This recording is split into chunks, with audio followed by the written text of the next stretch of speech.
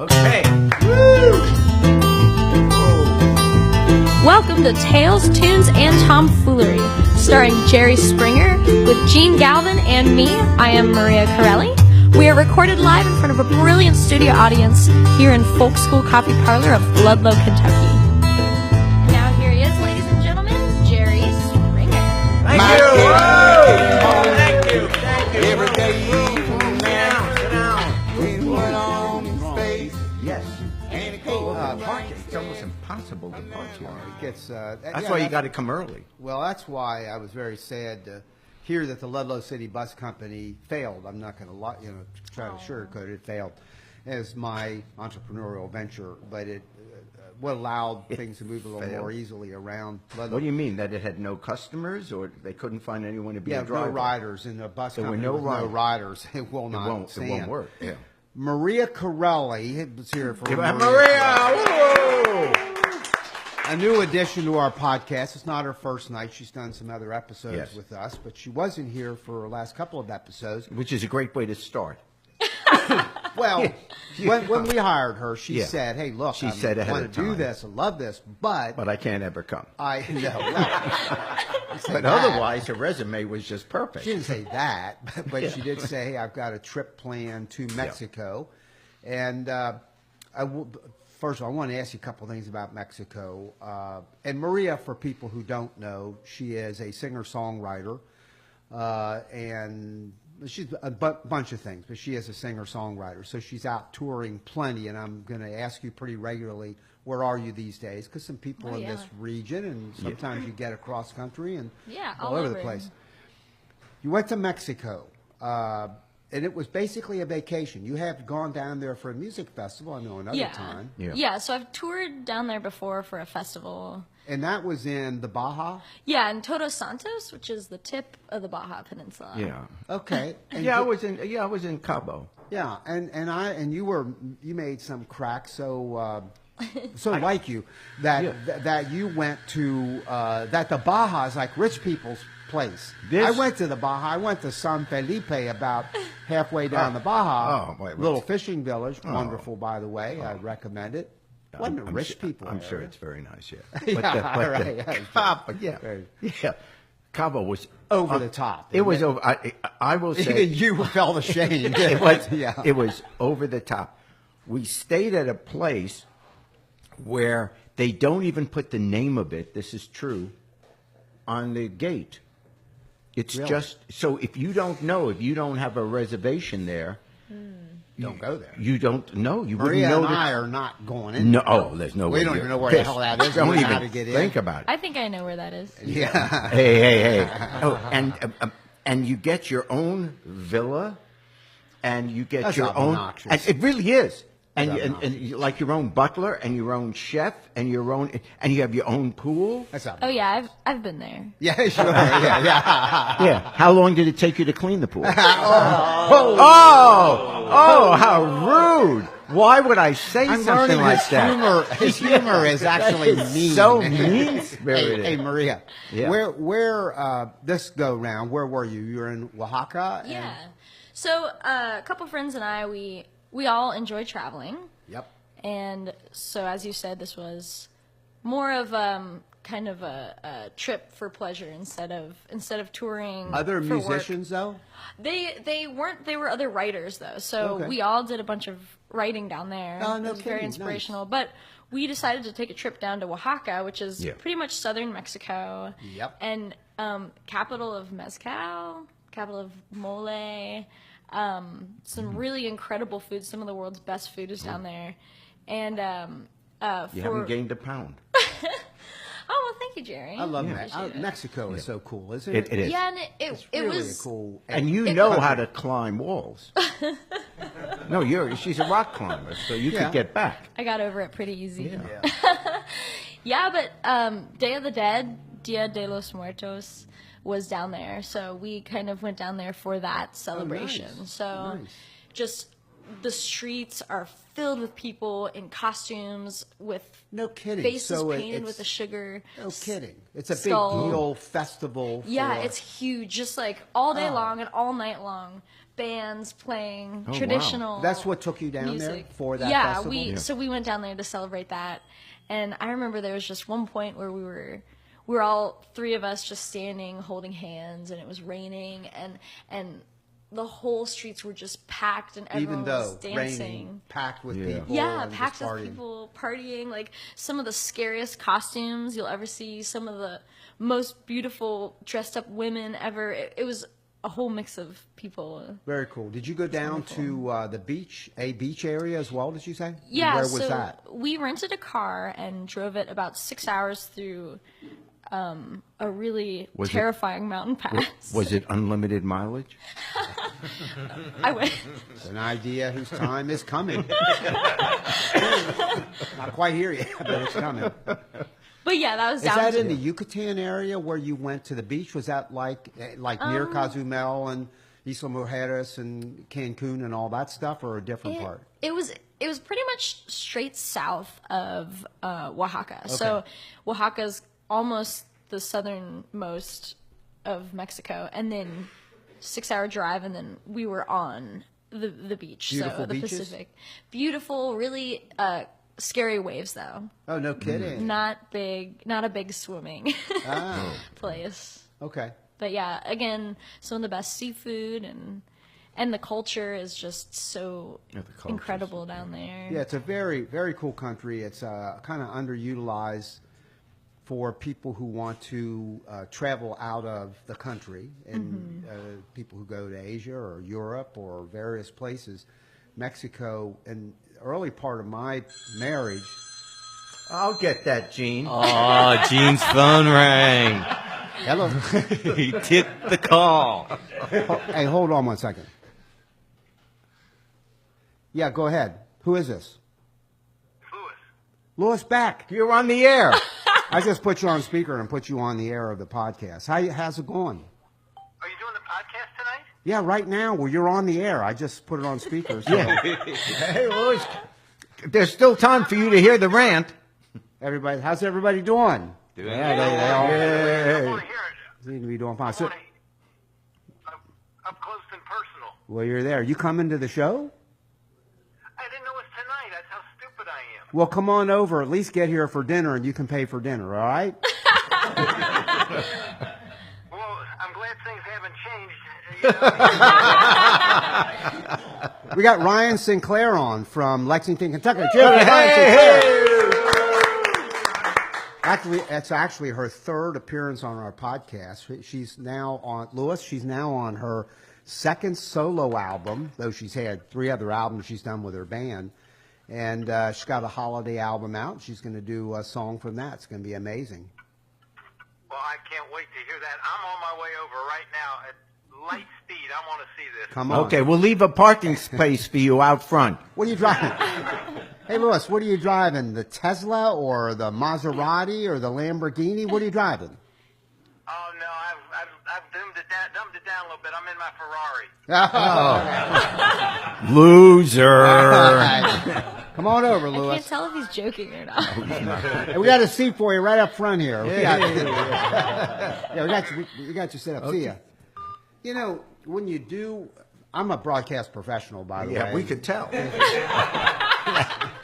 But why wouldn't you turn Your phone your off. phone off? Yeah. I mean, it's just, Turn the dinger off? yeah. I mean, What's the deal? yeah. Just, yeah. Just thinking that maybe you. Now I've lost my whole train of thinking. Yeah. Yeah. Yeah.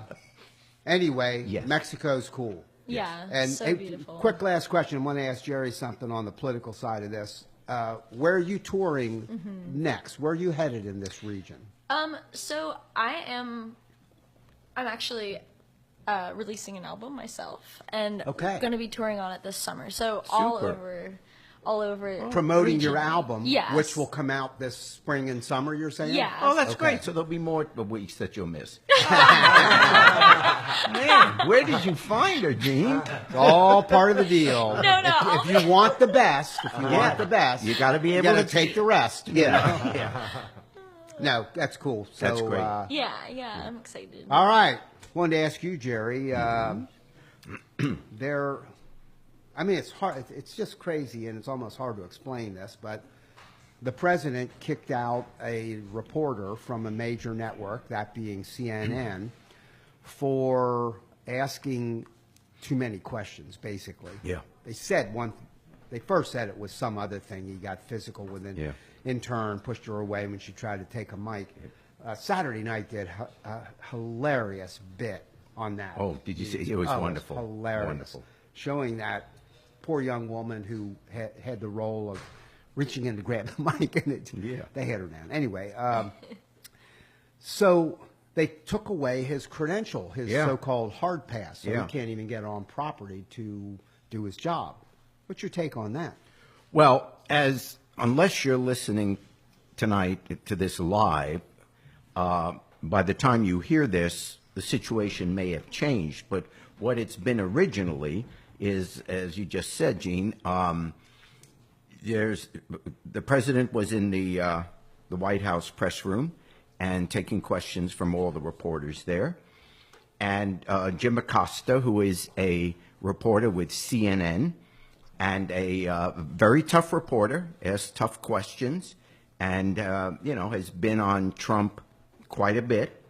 Was asking questions and wanted a follow-up question and maybe even another one or whatever. And as you said, the intern, whose job it was to take the mic and give it to various reporters who had questions, went up and started to take the mic away from him, Jim Acasta. And he held on to it because he had another question, and, she tried to jerk it away from him, and he put up his hand. And the result of that was that later that day, the White House removed his press credentials and said, you don't have the right to be on the White House grounds anymore. And when they said that, what happened was, they said the reason that they took the credentials away was because he had placed his hands on the intern. And the reality was, and they even showed a tape then, but they found out that the tape that Sarah Sanders, Huckabee Sanders, the press secretary, showed was a doctored tape. In other words, they made up that part of the story. So when that didn't fly, they said, okay, the reason we took away his press credentials was because he was rude and he was unprofessional, was the words they used. Well, CNN has now filed a lawsuit against the president, against Sarah Huckabee Sanders, against the Chief of Staff Kelly and a number of other White House officials, saying that his freedom of speech was denied. And now, as we speak, there's a hearing going on, I understand, tomorrow, which would be November 15th. We will find out whether or not he gets his credentials back. That's the situation.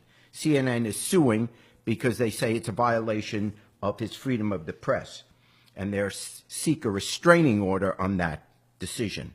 They want the press credentials back.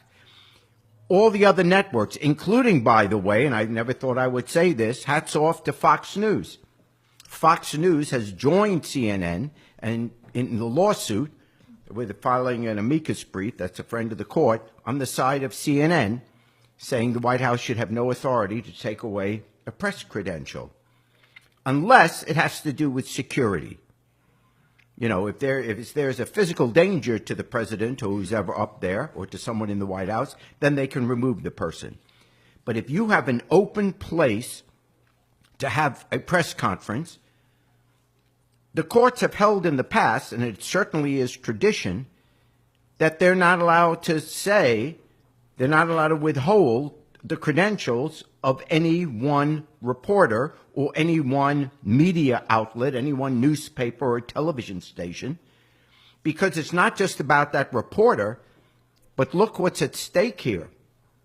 If this is allowed to stand, if Acosta's press credential can be withheld because Trump didn't like the questions he was asking or thought it was too hard or too embarrassing, or maybe he was too aggressive or even perhaps rude, which is a funny complaint coming from the president, that someone can be too rude. But even if that's the case, then look what that does to every other reporter, to every other news outlet. They now know you better not ask the president a tough question. You better not criticize the administration, because if you get criticized, you could lose your credentials. You could be denied access. Well, if that doesn't interfere with freedom of the press, what does? That's an incredibly chilling effect on a free press in a democratic society. Which, by the way, if you don't have the free press, you don't have a democratic society.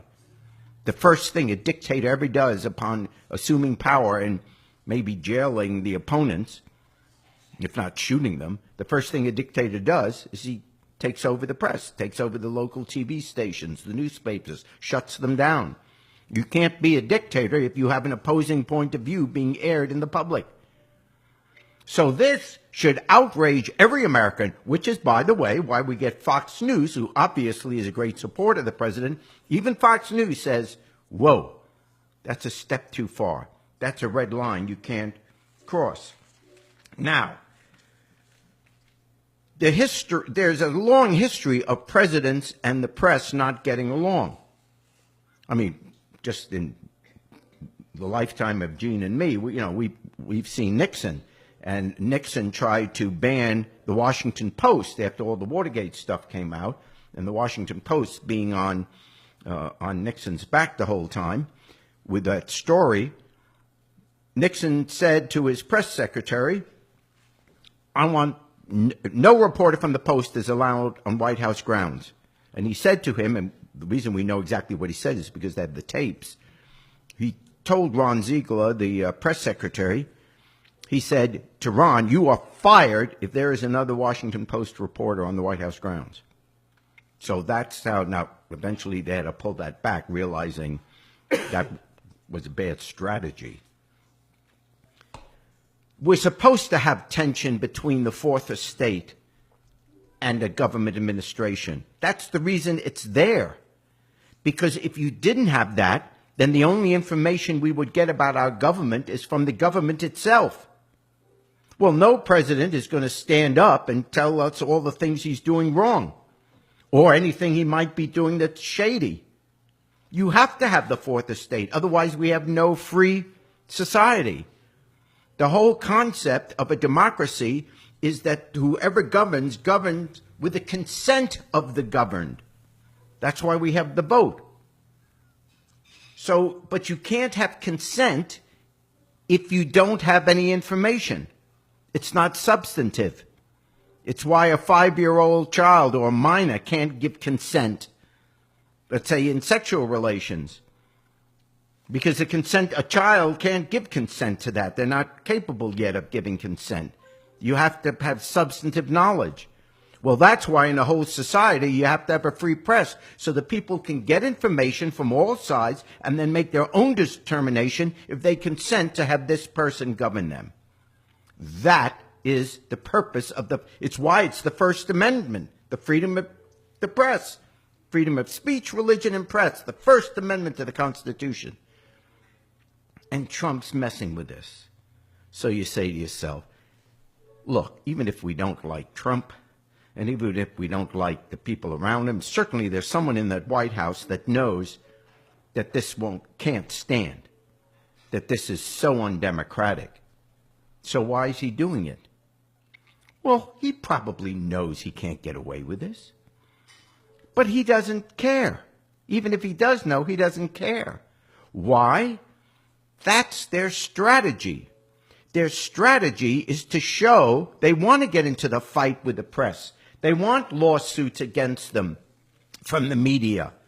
They want to point their finger, have Trump pointing his finger at some reporter standing before he gets on the plane and says, like he said the other day, you're stupid. That's a stupid question. He wants that fight. Why? Because if he can get into a fight with the media, the media will immediately look partisan. The media's against Trump. That's what he wants. He wants his base to believe, and some other people perhaps as well, that the press is against him. If that is the case, then whatever the press now uncovers, whether it's the Mueller investigation, whatever it is, whatever bad news comes about the president, what he's doing, that's either bad policy or illegal or whatever, he can now say, you can't believe the press. You know they're partisan. You know how we're always fighting. So you can't believe what you see in the news. It's fake news. That's their whole strategy. And we're getting caught up in saying he's not allowed to do that. He knows he's not allowed to do that. He doesn't care. He wants the fight. Here's the good news. The strategy isn't working. That's why we had the blue wave. The fact of the matter is that all that's happened in these last 2 years, when Trump said, make this midterm election about me, you're voting for me. He went around the country, he used those terms. Vote as if you're voting for me. And the result was he got trounced. Nearly 40 seats that the Democrats picked up in the House, winning the national vote. Remember, Congress, everyone in America gets to vote who's registered, okay? That's not just certain states. Every district in America was up for election this 2 weeks ago. And the Democrats won by 7 million votes, a thumping. So Trump was on the ballot, and the people rejected him. He lost this election. And that's why that strategy of going crazy, of picking fights, of doing all this stuff isn't working. Let that be a reminder. Only if we all stay active and all start working for the next election. This is a continuous battle. But if we continue to the fight, they're not going to win. They're not going to do away with the democracy. We will make sure that they don't. Yeah.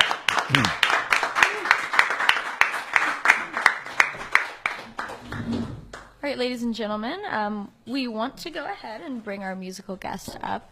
We have Ryan Sinclair back in the house. This is, as Gene mentioned.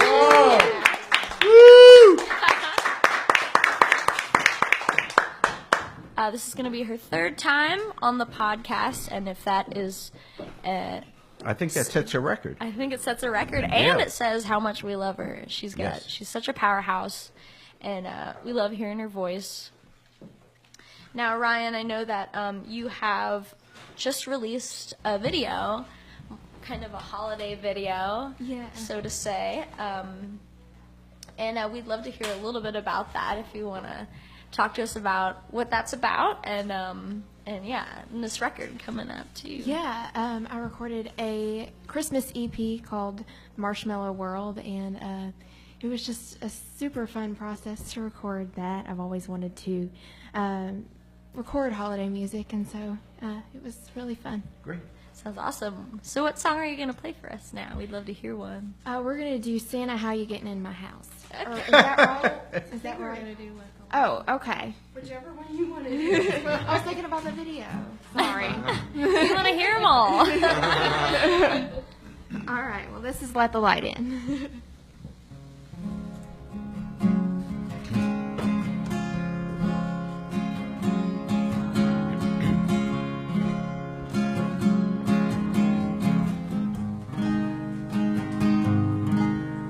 With a year like the past one, you can start to lose faith. Everybody running every which way. The days are getting colder and the nights are longer, and we all know what that means. The holiday season is coming on quick. The streets are bustling and shining again. but it seems like the world has lost its way. Can we try to find some peace? Can we set aside our differences in the name of Christmas, in the name of something bigger than us, in the name of Christmas? I don't have the answers, but I know we gotta do something to come together and let go, grant each other pardon, and it's the perfect time of year to let the light in. Let the light in. Let the light in.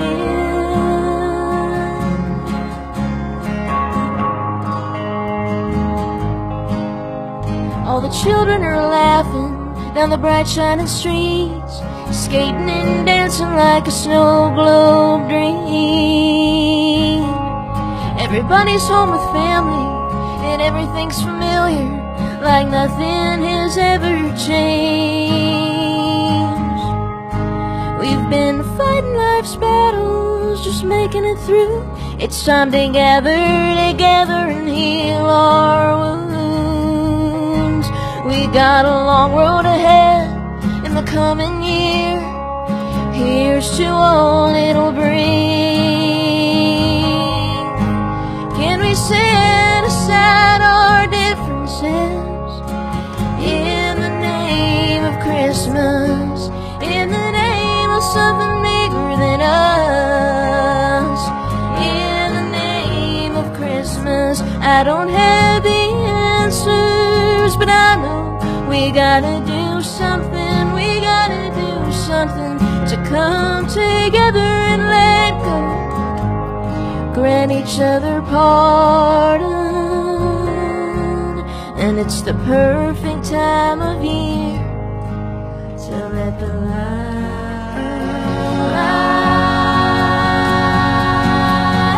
in.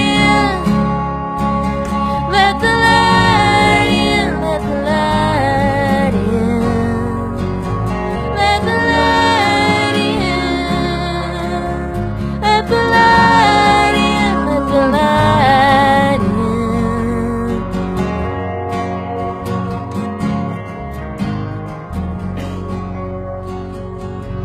I don't have the answers, but I know we gotta do something to come together and let go, grant each other pardon, and it's the perfect time of year to let the light in.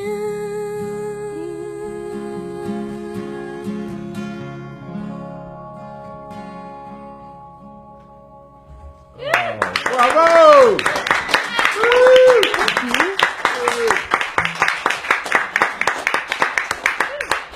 So beautiful, Ryan. That was Thank you. Awesome. I'm sure you get this all the time, and being a fellow country music lover, you sound so reminiscent of Dolly Parton and Loretta Lynn. Yeah. And I also wanted to say, just like the strong voice of Tanya Tucker too, which is she's one of my favorites. Oh yeah, no one ever mentions her anymore. Yeah, good. We do want to hear though where we can hear that song, where we can hear the rest of your stuff, and also watch that new video that you released too. So let us know. Yeah, everything's available on RyanSinclair.com. It's RHYAN, and it's on all the digital music platforms, iTunes, Spotify, all that stuff. And Great. yeah. And we'd love for you to lead us out here on Down by the Riverside, if you would. This'll do it. And if you'll let Jerry sit in on with it too. I'm waiting for some group to say no. But thanks for asking, but no. We'd prefer not. Oh, it'll happen. Oh, now you're gonna. Oh man. Okay.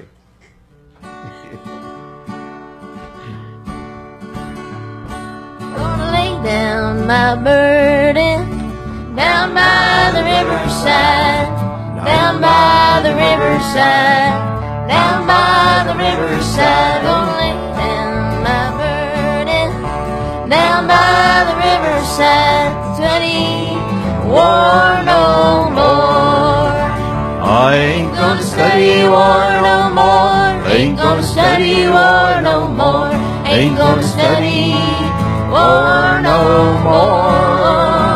I ain't gonna study war no more. Ain't gonna study war no more. Ain't gonna study war no more. Gonna lay down my sword and shield down by the riverside, down by the riverside, down by the riverside. I'm gonna lay down my sword and shield down by the riverside, down by the riverside. I ain't gonna study war no more. I ain't gonna study war no more. Ain't gonna study war no more. I ain't gonna study war no more. I ain't gonna study war no more. Ain't gonna study war no more. Whoa! Now y'all come back now, you hear?